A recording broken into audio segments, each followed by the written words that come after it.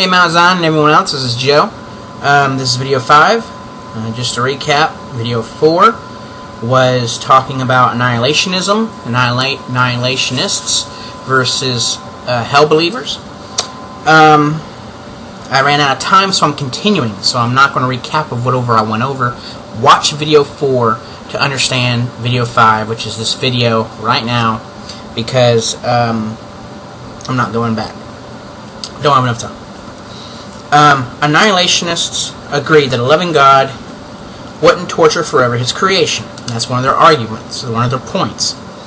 Revelation 20:10 states the opposite. It states that He would allow torment forever on His creation. Some, and this is where you can help me out, Mount Zion, if you are one of these or not, annihilationists believe that God will torture the devil and his demons forever. But they too are His creation. So do you believe that? Since they are His creation, and we are His creation, if He tortures one creation, He's not going to torture another? He's not a respecter of person. Scripture states. Now, He's not going to torture us, but He will allow us to go to a place of torment if that's where we choose. Like I said in video 3, I believe it was, He has the door open, wanting us to go in, but He will let us walk by and walk into hell if that's where we choose to go.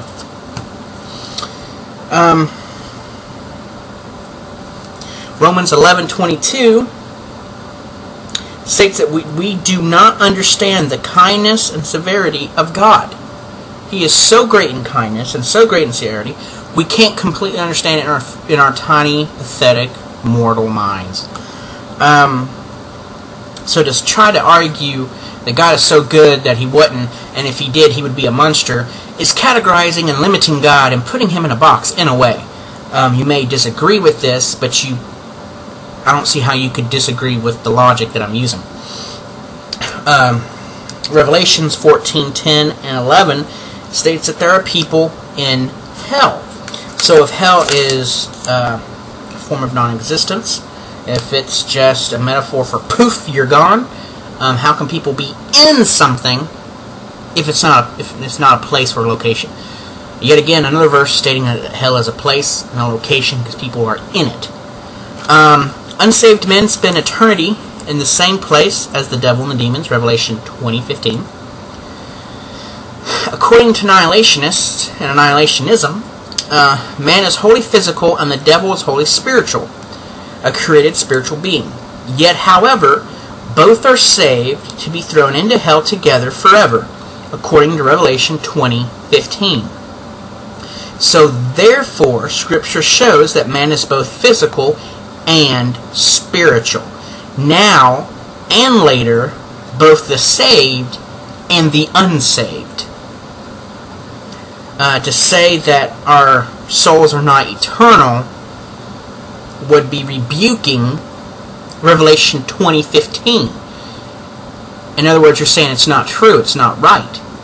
So if you're willing to question the Bible, then I can't hold anything you say to a grain of salt, because the Bible is without error and fallible. Hell is not literal, nor is it there a lake of fire. Annihilationists will say.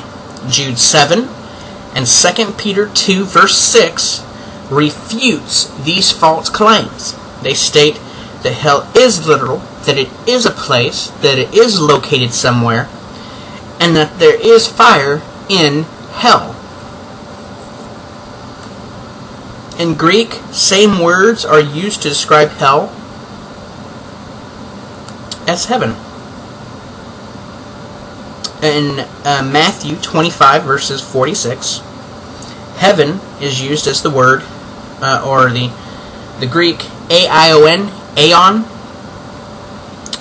which means eternal and forever. Descriptions of both heaven and hell now.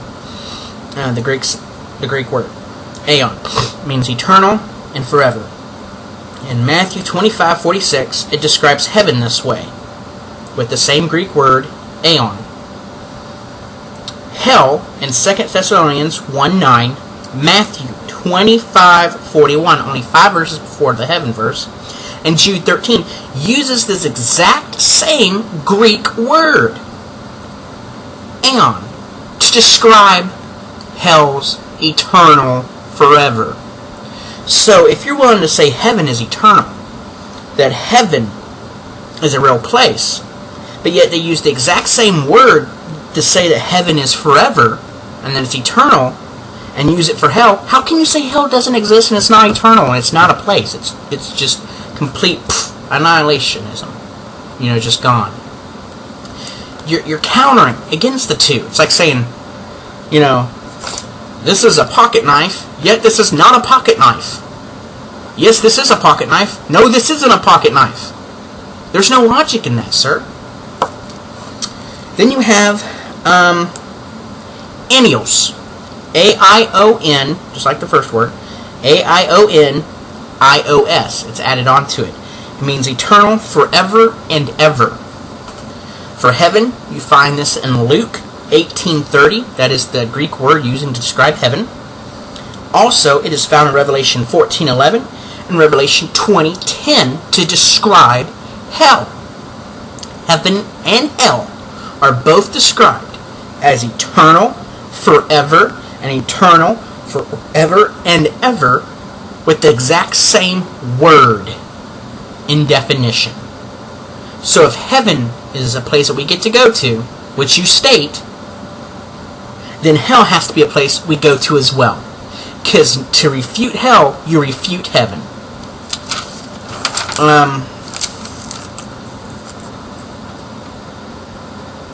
Annihilationists like to use Matthew 10:28, saying God will destroy both the body and the soul in hell, meaning that there will be nothing at all.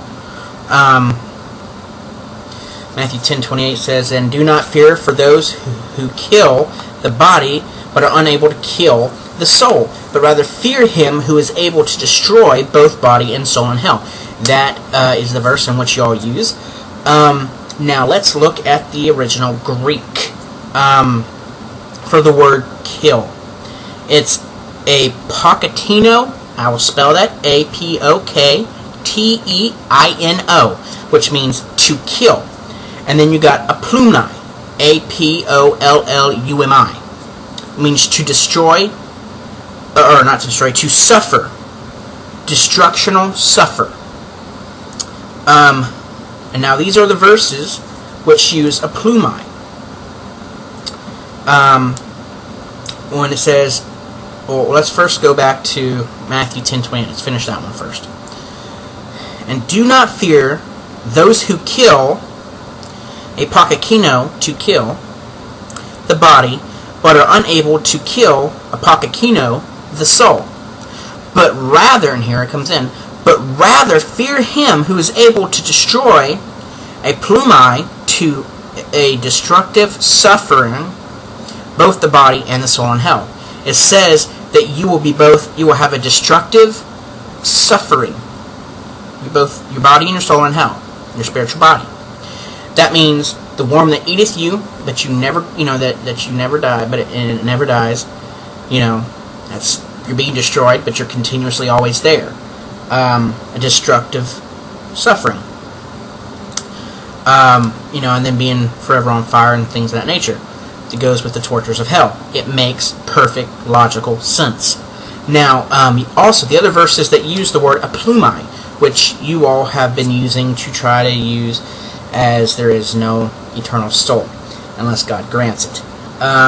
Matthew 9:17, Matthew 10:28, Luke 15, verses 4, verses 6, and verses 8 through 9, Matthew 15, verse 24, Mark 2:22, Matthew 10:28, Luke 15, verses 24 and 32, John 6:27, and 2 Corinthians 4:3, 2 Thessalonians 1:9 shows that hell is a banishment, not an annihilation.